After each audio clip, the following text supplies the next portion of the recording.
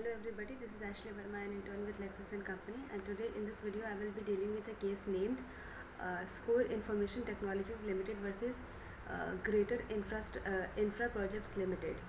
The citation of the case is OMPT Commercial 59 by 2020. It was appealed in the Delhi High Court and the date of the judgment is January 28, 2021. The bench consists of Honorable Mr. Justice Vibhu Bakhru. Head notes of the case is Section 12 of Arbitration and Conciliation Act 1996. Facts of the case includes the following. The petitioner filed the present petition under Section 14 and 15 of the Arbitration and Conciliation Act 1996.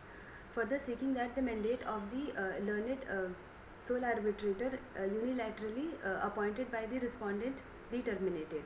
According to the petitioner, the learned arbitrator was de jure unable to act as the arbitrator under the Arbitration and Conciliation Act 1996. The petitioner contended that the unilateral appointment of the arbitrator was contrary to the various decisions, including the judgment of the Supreme Court there was a case referred Perkins Eastman Architects DPC and others versus HSCC India Limited. Arbitration application number 32 of 2019 decided on 26/11/2019.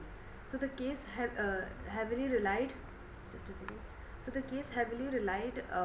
upon Perkins Eastman judgment and held that in terms of the proviso of Section 12 Clause 5 of Arbitration and Conciliation Act 1996, the parties may waive the applicability of Section 12 Clause 5 of the Act. However, the said waiver must be after the dispute have arisen and may by way of an express agreement in writing. Further, in this case, there was no written agreement between the parties whereby the petitioner has agreed to waive the applicability of Section 12 Clause 5 of the Arbitration and Conciliation Act. This court was also unable to accept that the proceeding recorded by the arbitrator would constitute such as an express agreement in the fact of this case. The petitioner had pointed out that the date its representative were not assisted by any counsel. It was also submitted by the petitioner that the proceeding of the day, which are not signed by the parties, incorrectly record that the petitioner had no objection of the appointment of the learned arbitrator. Yes, the petitioner had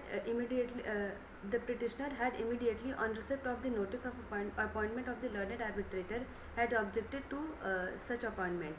Further, it was noted that the petitioner had in its letter dated 23rd December 2019 clearly stated that it has not submitted to the jurisdiction of the learned sole arbitrator. Although the petitioner had not specifically referred to its objection to the respondent unilaterally appointing the learned arbitrator, it nonetheless had expressed its opinion to appoint the learned arbitrator. Thereafter, the petitioner had objected to the appointment of the learned arbitrator and contended that the respondent had appointed the arbitrator as a dilatory tactic to withhold the payment due to the petitioner. Yes. Thus, the court refused to accept that the petitioner had not objected the appointment of the learned arbitrator. Subsequently, by an email dated on 10th September 2019, the petitioner had expressly stated that the unilateral appointment of the tribunal is contrary to the decision of the Supreme Court in Perkins Eastman Architect DPC and others versus HSCC India Limited Sapura. So finally, these were the facts, and the issue which is included in the case is just one, that is whether the petitioner has waived the applicability of Section 12 Clause 5 of the Arbitration and Conciliation Act. So the judgment of the court is that petition was allowed, the mandate of the learned arbitrator unilaterally appointed by the respondent was terminated, and the justice Justice retired R.C. Chopra, a former judge of the court, was appointed as the sole arbitrator to the adjudication to adjudicate the dispute that have arisen between the parties in connection with the work order dated on 11th August 2015.